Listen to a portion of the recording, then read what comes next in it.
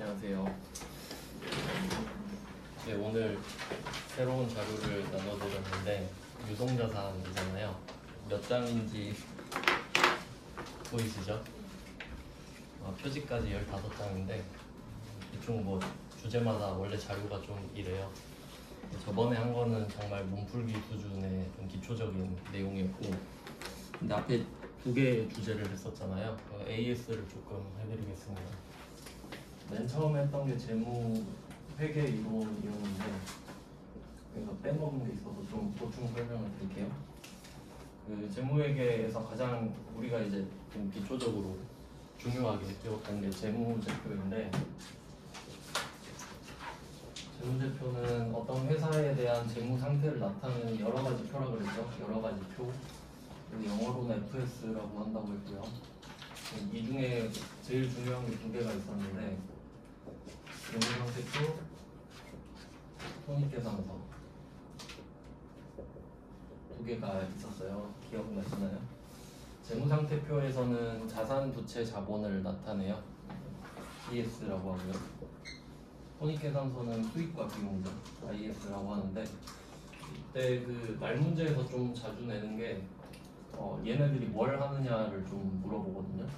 재무상태표는 일단 일정 시점. 저번에 뭐 말씀드렸던 게 자산, 부채, 자본 같은 경우는 쌓이는 개념이잖아요. 그러니까 그 자산이 얼마냐고 물어보려면 언제 자산이 얼마인지를 꼭 물어봐야 돼요. 그래서 제가 저번에 알려드린 게 친구한테 너 얼마 있어? 물어보는 것도 지금 얼마 있어? 이렇게 물어보는 거라고 했죠. 근데 이제 재무상태표 같은 경우는 일반적인 회사라면 회계 기간이 1월 1일부터 12월 31일이다 보니까 그 중에 마지막 날 12월 31일 보고기간 종료일이라고 하는 그 마지막 날을 일정 시점으로 잡는 거예요. 그래서 일정 시점에 재무 상태를 알 수 있다, 이렇게 말문제로 나오거든요. 그러면 맞는 말이죠. 재무 상태표는 일정 시점에 재무 상태를 알려준다. 이건 아무도 안 틀려요. 그래서 이게 조금 부연 설명을 하자면 저번에 말씀드렸던 절양의 개념이고요. 영어로는 뭐 스톡 개념이 돼요. 쌓이는 느낌. 계속 쌓이니까 지금 얼마? 이렇게 물어보는 거예요. 근데 이제 손익계산서로 좀 장난을 많이 치는데 얘는 일정 기간이 되죠. 회계 기간은 똑같아요. 1월 1일부터 12월 31일까지로. 근데 이제 손익계산서는 연봉 개념이라고 했잖아요. 그러니까 1월 1일부터 12월 31일까지 얼마를 벌었냐 개념이니까 당연히 일정 기간입니다. 근데 여기서 말문제를 어떻게 내냐면 재무상태표는 재무상태를 알 수 있다 이러잖아요. 근데 손익계산서는 일정 기간의 경영성과를 알 수 있다고 해요. 경영성과.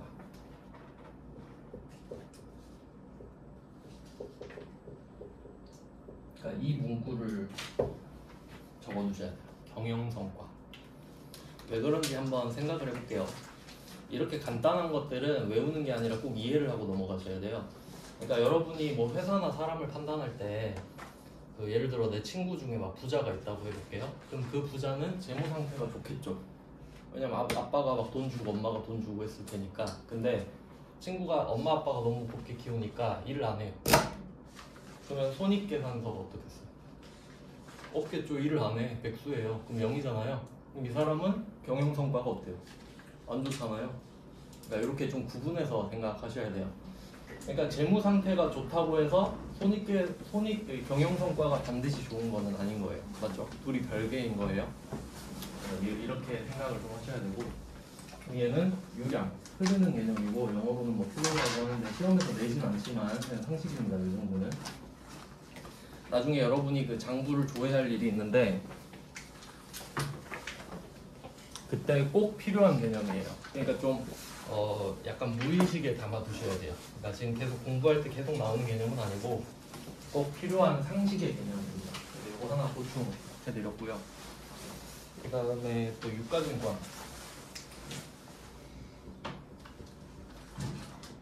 유가증권에서 그 종류랑 분류를 알려드렸어요. 종류랑 분류.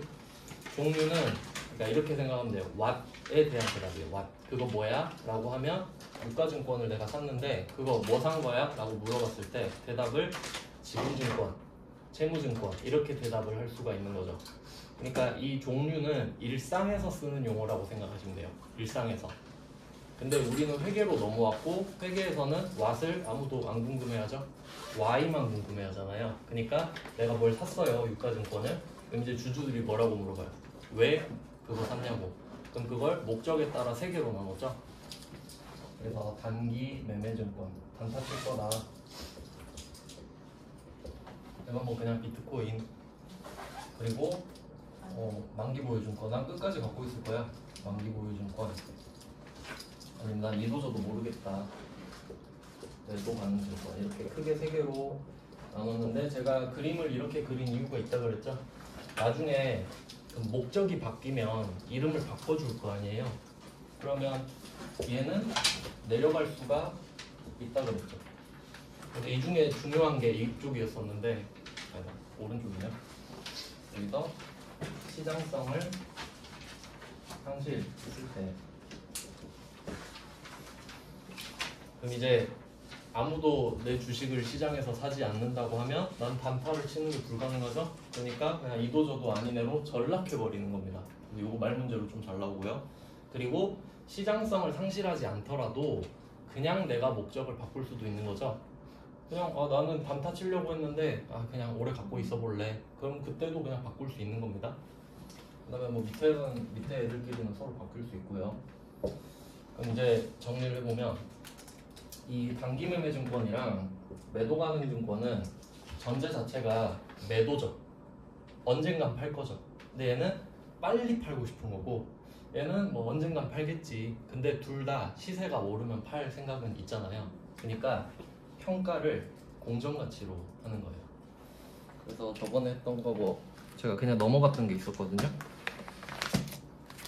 유가증권에 없으신 분들은 번호만 그냥 적어놓으세요. 유가증권 자료에 그 1페이지에 8번 08번 있죠. 1페이지에 08번을 제가 그냥 넘겼단 말이죠. 왜 넘겼냐면 그때는 이해할 수가 없었으니까. 이제 한번 볼게요. 1페이지에 08번 보시면 원칙적으로 단기 매매 증권, 매도 가능 증권은 공정가치로 평가하죠. 이유?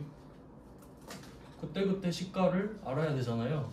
그래야 내가 팔 지금 준비를 하죠. 나는 팔 준비를 하고 있기 때문에 12월 31일마다 지금 얼마지? 지금 얼마지? 공정가치로 평가를 할 수밖에 없는 거죠. 자료가 다른 거 보면 이따가 제가 드릴게요. 그냥 번호만 써놔요. 지금은 유가증권 1페이지에 8번 그냥 이따가 자료 드릴게요.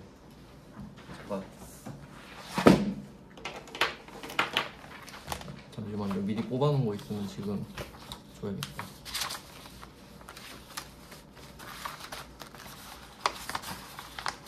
없네. 이따가 뽑아서 드릴게요. 그러면 만기 보유증권은 어때요? 이름에 뜻이 다 있죠. 나는 만기까지 보유할 거죠.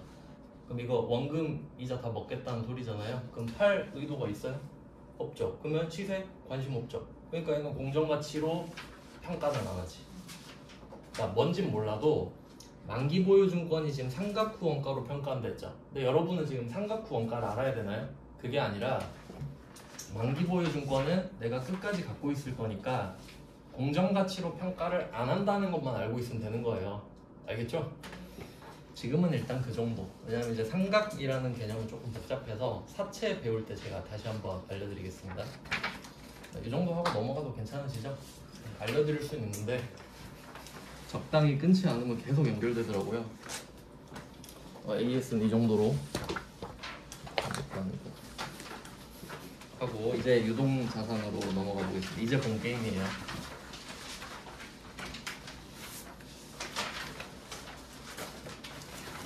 그래서 앞으로 이제 뭘 할 거냐면 순서를 좀 알려드릴게요.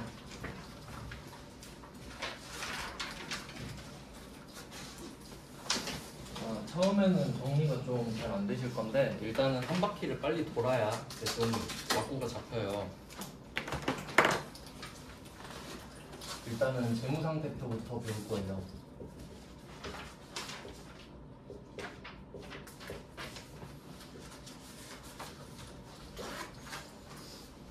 간략하게 한번 정리하고 시작을 하겠습니다. 자산은 왼쪽. 이거 외워야 된다니까. 자산의 증가는 차변 왼쪽에 쓴다. 네, 차변 대변 알려드렸죠? 네. 차변 이게 차변.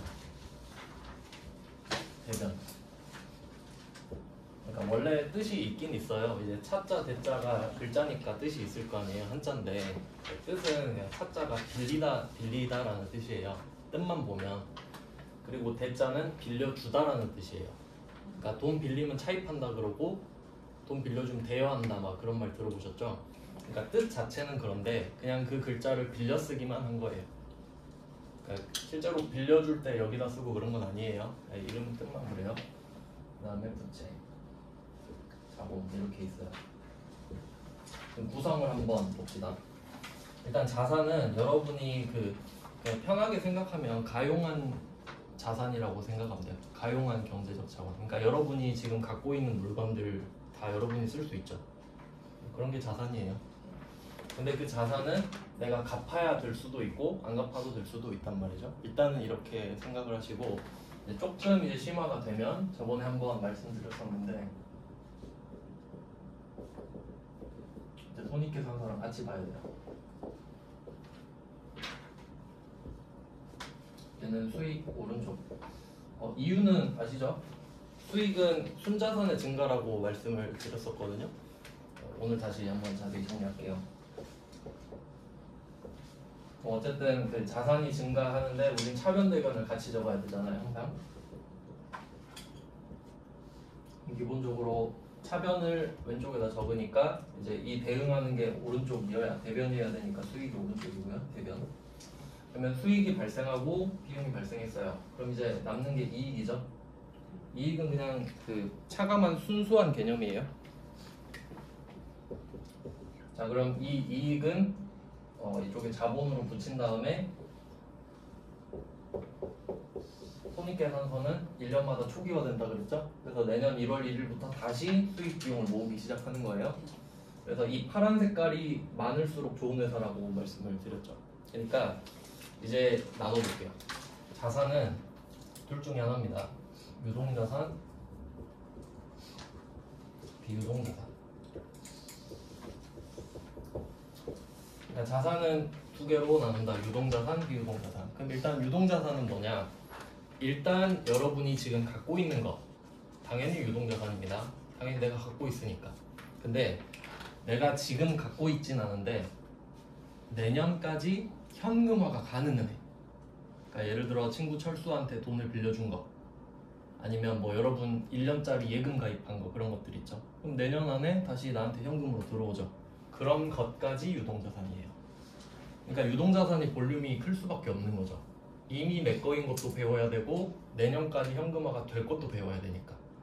그러면 반대로 비유동자산 같은 경우는 지금 갖고 있는 것도 포함이긴 한데 이제 오래 쓰는 것들 또 얘는 조금 복잡해서 그때 설명을 드릴게요. 지금은 이제 유동자산이 아닌 걸 비유동자산이다 이 정도로 구분을 좀 해놓을게요. 지금 그냥 개념만 간단하게 잡으니까.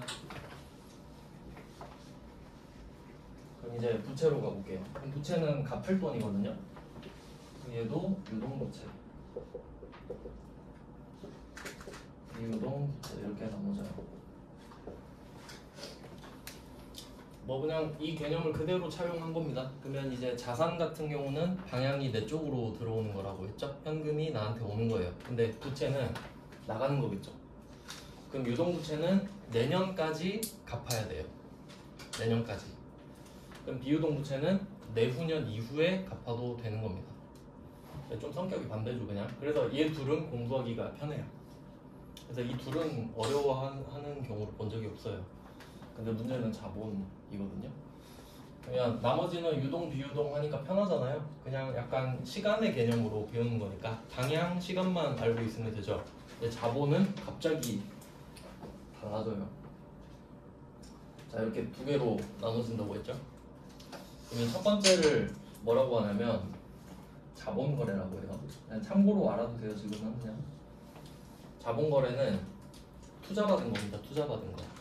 그래서 뭐 지금은 그냥 편하게 엄마 아빠한테 받은 돈 정도.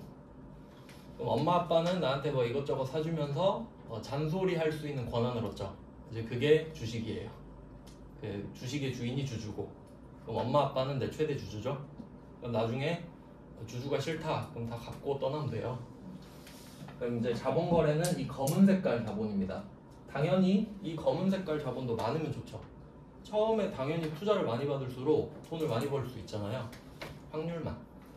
근데 내가 이 파란 색깔을 벌어낸 거죠. 그러니까 검은색 자본이 클수록 파란색 자본이 커질 확률이 높다라는 거죠. 자, 그럼 이 부분은 뭐라고 하냐면 포괄이익이라고 합니다. 포괄이익, 정확히는 내가 번 돈이라 이거예요. 그러니까 자본은 갑자기 바뀌죠. 다른 애들은 자산과 부채는 뭐 1년 안에 뭐 돈이 되니 나가니 이런 얘기를 하고 있죠.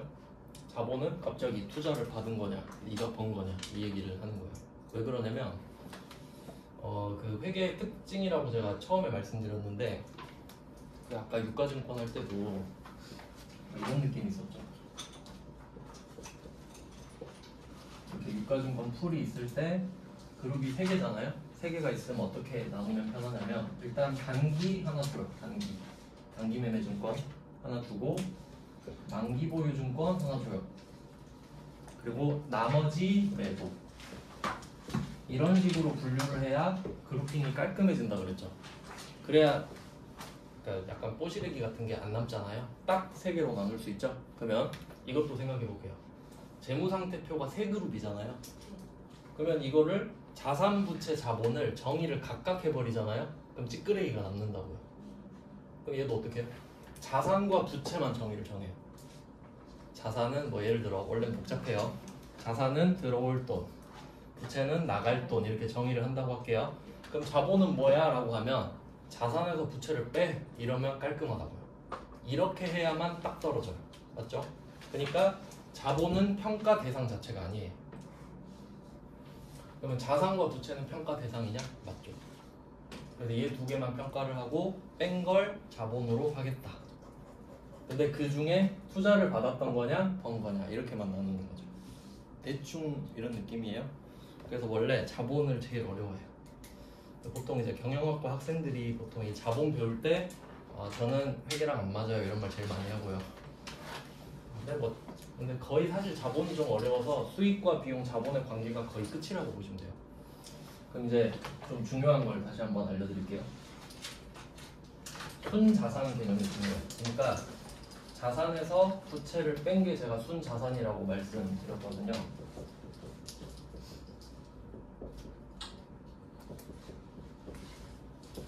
순자산이 늘었냐 줄었냐 뭐 이런 건데, 그러면 이 순자산이 반드시 자본이랑 같을 수밖에 없잖아요. 그림만 봐도 아시겠죠? 자산에서 부채를 뺀 게 자본이죠. 근데 자산에서 부채를 뺀 걸 순자산이라고 말을 하잖아요. 그러니까 왜냐면 여러분이 자산을 얼마를 갖고 있든 이 부채는 언젠가 갚을 거 아닙니까? 그러니까 여러분이 가진 순자산은 뺀 금액이라 이거지. 그럼 필연적으로 이거는 자본이랑 같을 수밖에 없죠. 그러니까 이걸 이용하는 게 정말 중요해요. 그러니까 스킬이라고 하죠. 이렇게 되는 거거든요.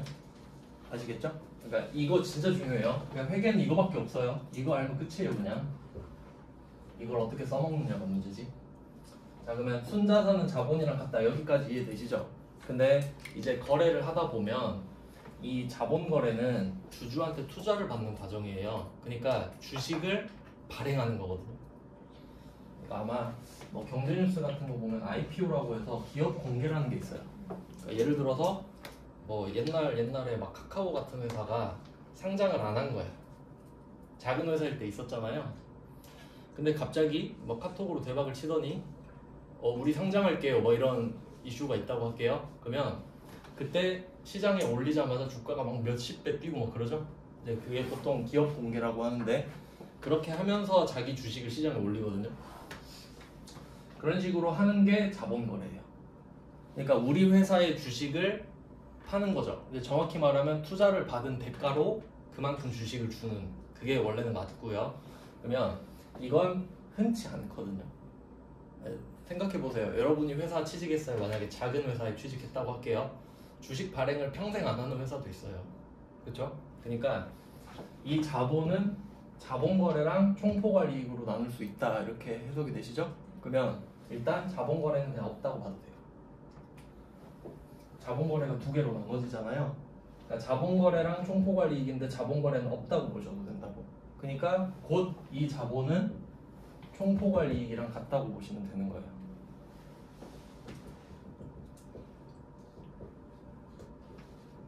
그러니까 자본거래는 거의 없으니까. 그럼 이렇게 성립을 하고 총포괄이익은 우리가 이제 다 배웠습니다. 사실 몇 시간 안 배웠는데 배우긴 다 배웠어요. 혹시 기억나시는지 봐봐요. 우리 단기매매증권 평가할 때, 매도가능증권 평가할 때 기억나시죠? 뭐가 원칙이라고 했는지 기억나세요? 여러분 기억력 좋죠? 그러니까 처음에 샀을 때 가격 못 잊는다고 제가 말씀드렸잖아요. 5년 전에 샀어도 그 가격 못 잊죠? 그게 정상이니까 매도가능증권이 정상이죠. 그러니까 기억력이 작년밖에 안 되는 건 말이 안 되잖아요. 그러니까 매도가능증권은 평가할 때 뭐였죠? 자본이었죠. 자본, OCI라고 해서 자본. 근데 단기매매증권 같은 경우는 평가만 했는데도, 그러니까 원래 평가하는 거는 돈을 번 게 아니잖아요. 그러니까 기분만 좋은 거지. 그래서 그 기분만 좋다라고 한 걸 OCI라고 한 거예요. 근데 단기매매증권은 평가만 했는데 어차피 팔 거니까 그냥 판 걸로 쳐 라고 해서 수익 비용으로 잡아버렸죠. 실현된 것처럼. 이제 그게 NI, 수익 비용. 근데 얘도 결국 자본이 되죠. 수익 비용은 수익 비용이라는 개념 자체가 있긴 하지만 어차피 1년 동안 모아서 퉁치잖아요. 그럼 이익으로 바뀌죠. 그게 결국 자본으로 들어가죠. 그러니까 얘는 성격 자체가 지는 자본은 아닌데 어차피 자본으로 바뀌죠. 뭐 이런 느낌이에요. 그러니까 회계 뭐 한 컷 요약하면 이거에 다거든요. 근데 지금 무슨 말인지 모르겠죠. 근데 이거 이해하려고 계속 공부하는 거예요. 그러면 저는 지금 이거 보면 당연하거든요. 근데 여러분 안 당연하죠? 근데 공부하다 보면 당연하다고. 근데 이게 당연해지는 순간 일반인과 차이가 생기는 거예요. 그렇죠? 이제 여러분은 그 사람 설명해도 그 사람 못 알아듣는다니까. 그렇게 들려고 공부하는 겁니다. 일단 요약하면 이렇고, 자본이 어려워서 미리 한번 좀 초벌한 거예요. 네, 이해 못해도 돼요. 지금 우리 유동자산 할 거니까 순서 알려드린 겁니다. 이거 하고 이렇게 하겠다는 소리예요. 그러니까 이제 유동자산을 드린 거죠. 네, 그럼 이제 유동자산으로 왔어요. 이제 하나씩 보는 겁니다. 지금 숲을 보여드린 거고, 이제 우리는 나무를 하나씩 쪼갤 거예요. 나무를 하나씩 보는 겁니다.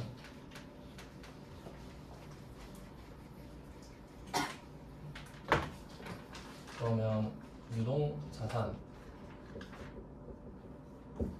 이거를 배워볼게요. 유동자산은 크게 두 개로 또 나눠져요. 제가 그 앞에 표지에 적어놨죠. 유동자산은 두 개. 1번이 당좌자산,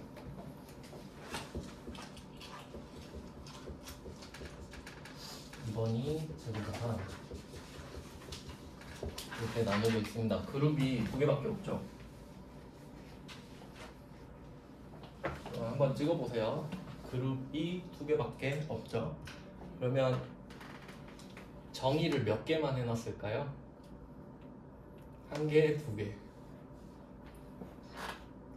제가 아까 그랬죠? 그림 생각해봐요. 세 개 하면 어떻게 한다고? 하나, 둘, 나머지. 그럼 두 개야. 하나밖에. 하나 하고 나머지. 자, 이렇게 말했으면 여러분 찍은 거 아니죠? 아는 거예요. 이제 회계를 안 거야. 이제 두 개밖에 없으면 한 개만 정의해놨겠네. 안 그러면 서로 피곤하죠? 만들기도 피곤하고 공부하기도 피곤하니까. 그럼 이 중에 뭐가 중요할까 한번 생각해 보겠습니다. 그러면 순서는 당좌가 위에 있죠. 근데 여러분 일상생활에서 뭘 많이 들어봤어요? 재고자산. 이거 옷가게 가도 이거 재고 있어요? 이렇게 물어보죠. 창고에 존재하는 자산입니다. 그러면 이것도 Y예요. Y. 왜 갖고 있죠? 재고자산. 팔려고요. 판매 목적.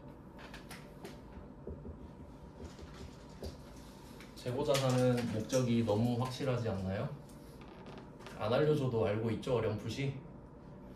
그럼 이제 생각해 보세요. 당좌자산은 정의를 해놨을까? 안 했죠. 그럼 어떻게 하죠?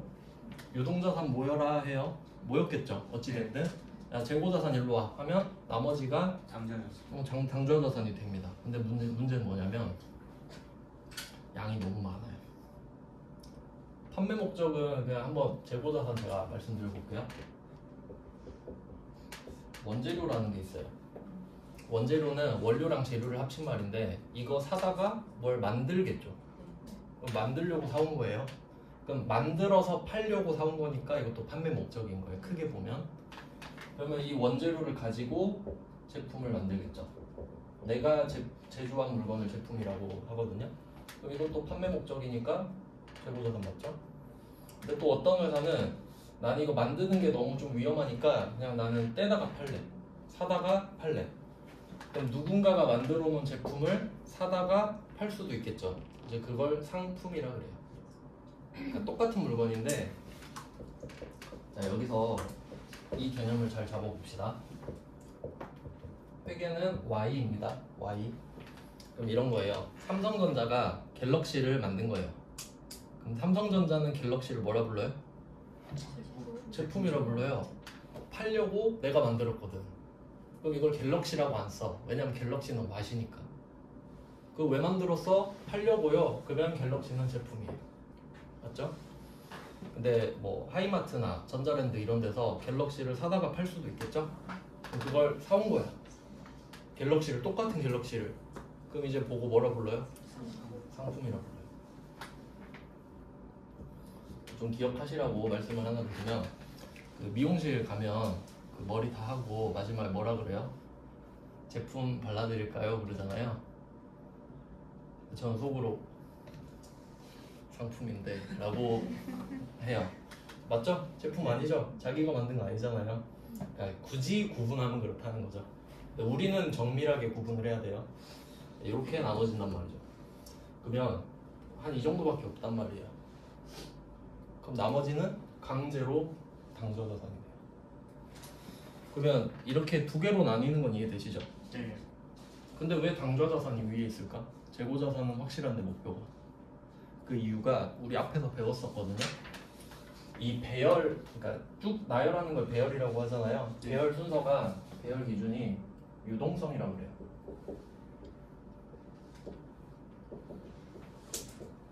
이것 때문에 그렇습니다. 유동성이라는 말은 환금성이거든요. 환금성. 현금으로 바꾸는 속도 정도로 해석하시면 돼요. 현금으로 얼마나 빨리 바뀌냐. 그러면 한번 생각해 보세요. 유동자산은 내가 이미 갖고 있는 것들, 그리고 내년까지 현금화가 될 수 있는 것들, 이렇게 나눠지거든요. 그러면 내가 갖고 있는 유동자산 중에 끝판왕은 현금일 수밖에 없어요.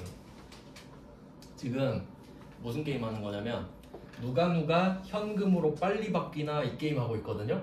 근데 최강자가 등장한 거예요. 누구예요? 현금이 그냥 나온 거예요. 그냥 1등이죠. 1등도 아니고 0등이죠. 얘는 절차 자체가 필요가 없잖아요. 현금으로 누가 빨리 바뀌나 현금이요. 그럼 끝난 거죠. 그러면 다시 정리해 볼게요.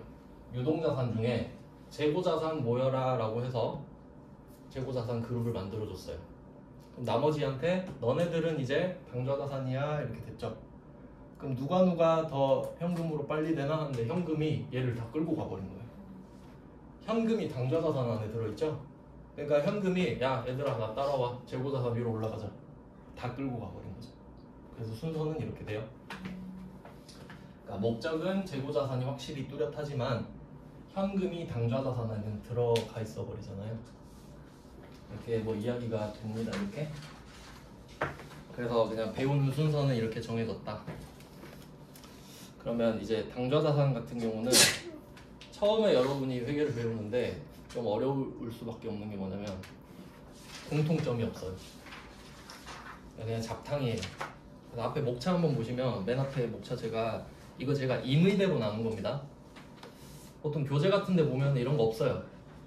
그냥 제가 그나마 좀 이해하기 쉽게 좀 나누는 거예요.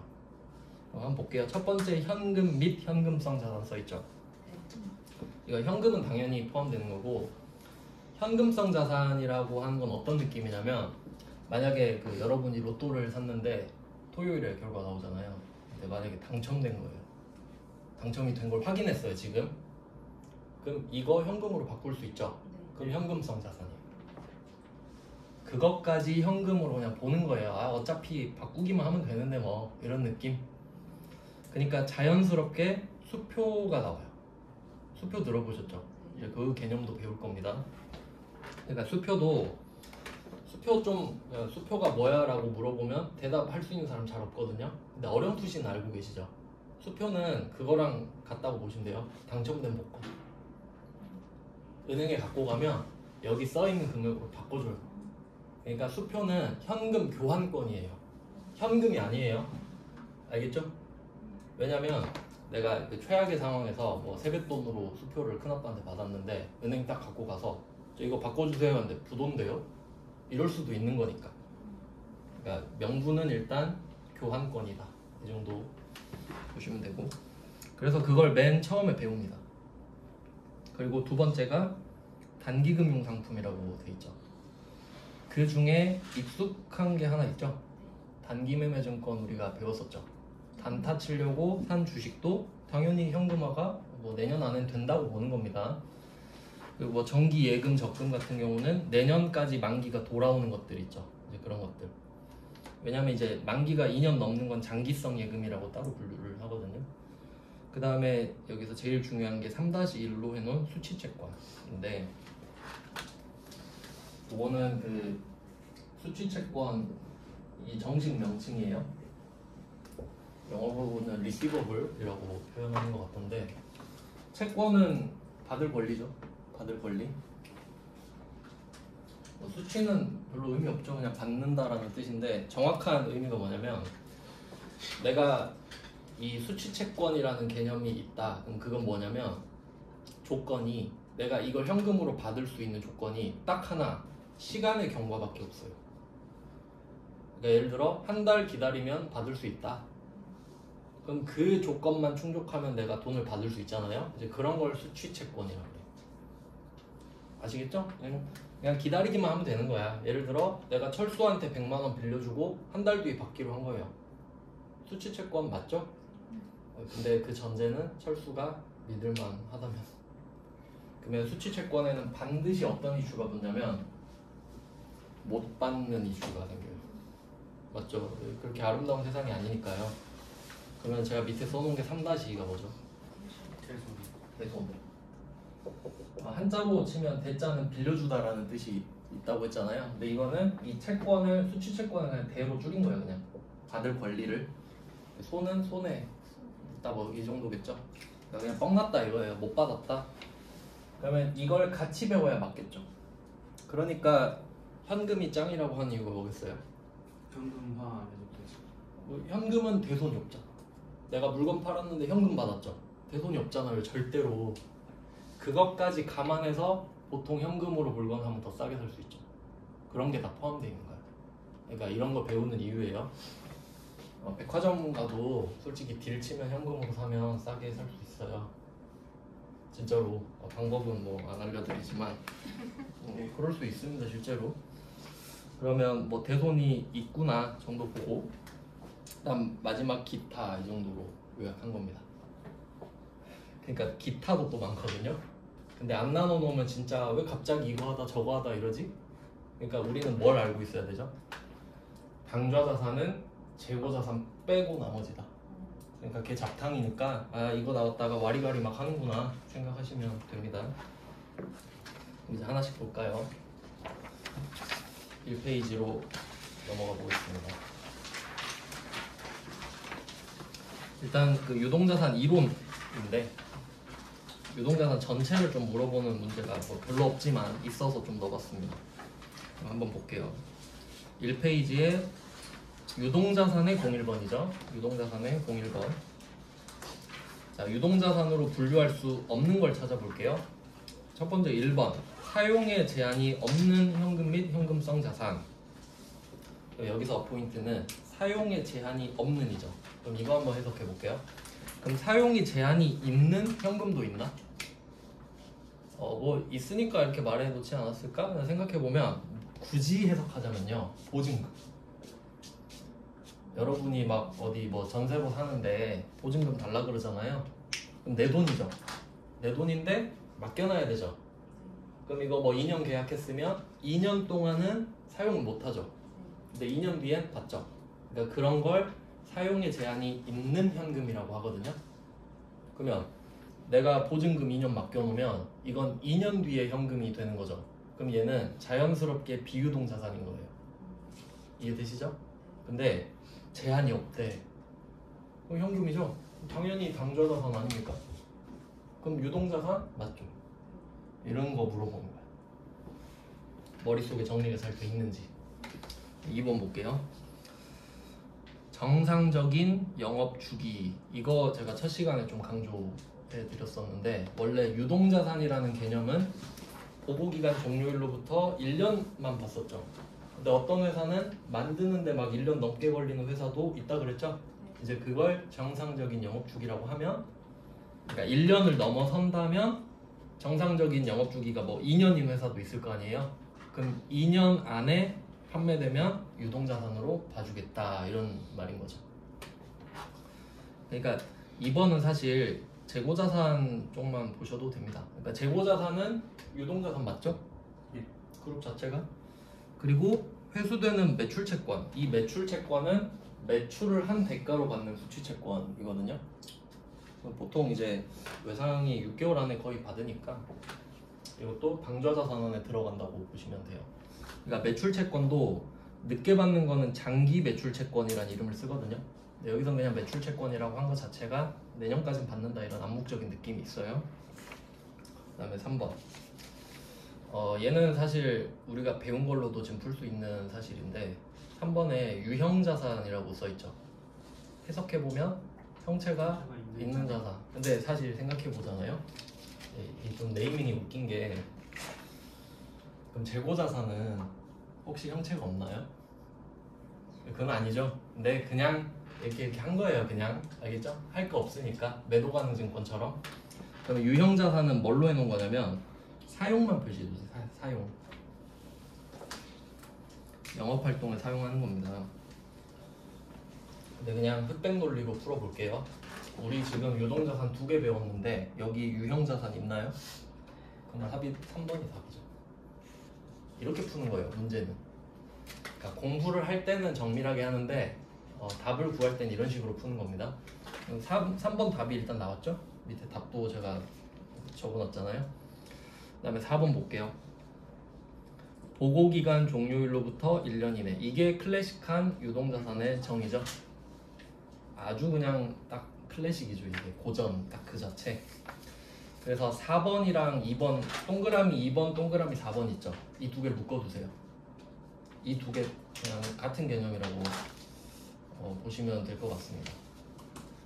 2번처럼 응용이 될 수 있어요. 똑같은 건 아닌데, 그러니까 나중에 이렇게 나올 수 있잖아요. 보고기간 종료일로부터 정상적인 영업주기 이내에 현금화된다, 뭐 이렇게 나올 수도 있는 거니까 뭐 비슷한 문맥 나오면 그것도 답일 때가 있거든요. 참고하시고. 그 다음에 02번 한번 볼게요. 02번은 유동자산에 해당하는 금액의 합계액을 구하세요 하면 머릿속에 딱 당좌자산, 재고자산 2개 떠올리는 겁니다. 이 2개를 합치는 게 유동자산이니까, 그럼 첫 번째 매출채권 배우진 않았지만 수취채권이 당좌자산에 있다고 했으니까 뭐 맞다고 표시하시고요. 그 다음에 오른쪽에 첫 번째 줄 오른쪽에 상품 있죠. 상품은 재고자산 알려드렸죠. 이것도 맞다고 표시하시고, 그 다음에 당좌예금으로 내려가 볼게요. 당좌예금 두 번째 줄 오른쪽에 보시면 당좌예금은 제가 저번 시간에 이거 체크카드 통장이라고 말씀드렸거든요. 그럼 여러분 체크카드 통장에 있는 돈 있죠? 그거 현금이라고 생각하죠. 왜냐면 현금이니까. 그럼 얘는 당좌자산이네. 그 다음에 두 번째 줄 왼쪽에 특허권은 지금 처음 봤죠? 요거는 이제 무형자산으로 분류가 되는데 안 배웠잖아요. 그럼 비유동자산이겠지. 안 배웠으니까 지금. 그 다음은 세 번째 줄 오른쪽에 보시면 장기 매출채권이죠. 비유동. 맞아요. 장기에다가 비유동이라 써주세요. 장기에다가 비유동.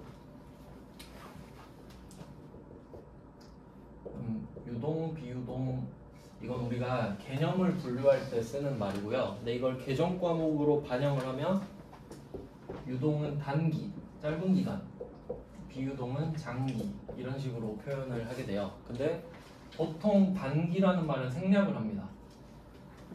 그러니까 단기 매출 채권 이렇게 안 부르고 단기 매출 채권은 내년까지 받을 수 있는 매출 채권일 거잖아요. 그럼 걔는 그냥 매출 채권이에요. 장기만 단기를 붙이는 거예요. 왜냐면 단기가 일반적이니까. 네, 그래서 장기 매출 채권은 비유동 자산이니까 X표입니다. 아닙니다. 그 다음에 이 문제에서는 사실 물어보고 싶은 게 이 세 번째 줄 왼쪽에 있는 성급 비용 있죠. 이거 물어보고 싶은 겁니다. 이거. 성급 비용은 일단 답이 맞아요. 그래서 뭐 밑에 해설이 있으니까 별로 긴장감은 없죠. 근데 성급 비용 개념을 좀 간단하게 설명드리면 그냥 직역해볼까요? 성급 비용. 지급하는. 비용을 먼저 냈죠. 그러면 여러분 입장에서 한번 생각해봐요. 내가 왜 돈을 먼저 내지? 일단 지금 여기 학원비도 그렇겠네. 먼저 내야 학원 수업 듣게 해준다 그러죠? 성급 비용이고 저는 이거 그게 제일 나을 것 같아요. 자동차 보험료. 자동차 보험료. 보험이라는 특성 자체가 먼저 내야 보상을 해주지 사고 나고 나서 저 가입할게요. 그러면 보험이 안 돌아가죠. 그러니까 내가 꼭 내야 되는 비용이 있는데 그걸 미리 내놓은 거예요. 근데 이름은 성급 비용이죠. 성격은 자산이에요. 이런 걸 이해해야 됩니다. 그래도 좀 느낌 오시지 않나요? 그러니까 1년치를 내가 미리 내서 아깝긴 하지만 어째요? 1년 동안 그래도 난 공짜로 서비스 받을 수 있죠. 그런 개념에서 자산이에요.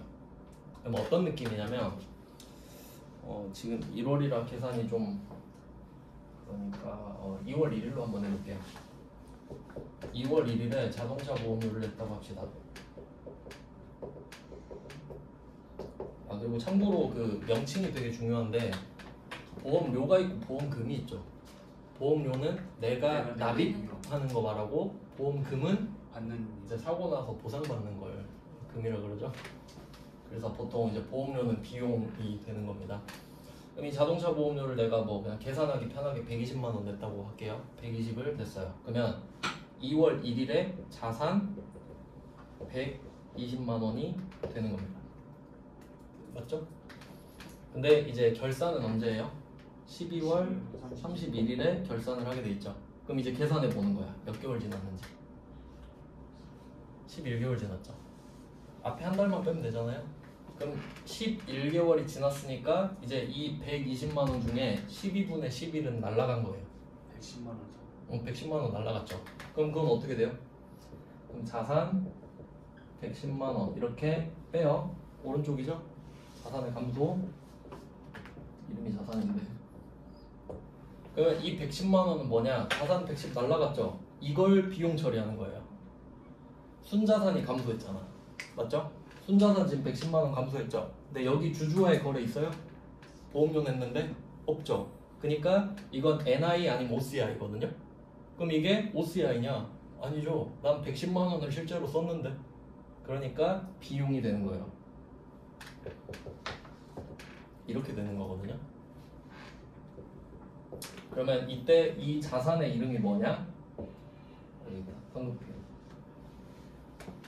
성급비용으로 달아놓고 12월 31일 되면 11개월 썼네. 그럼 120 중에 12분의 11은 날라갔겠구나. 계산을 해서 12분의 11을 빼. 자산을 없애. 그럼 자산이 줄었으니까 수익은 아니죠. 비용이야. 그럼 비용으로 대체. 이게 회계예요. 그러니까 성급비용은 뭐냐면 1년 안에 해결돼요. 자산인데 내년 안에 없어지죠. 그러니까 당좌자산이지. 이 성급비용이 재고자산인가요? 아니죠. 근데 내년 안에 정리는 되죠. 근데 자산이죠. 그러니까 그냥 당좌자산으로 들어간 거예요. 자기도 왜 들어간지 몰라. 근데 분류하다 보니까 이도 아니고 저도 아니니까 이렇게 분류가 된 겁니다. 네, 유동자산 대충 이런 느낌이고요. 좀 쉬다가 당좌자산부터 제대로 해보겠습니다.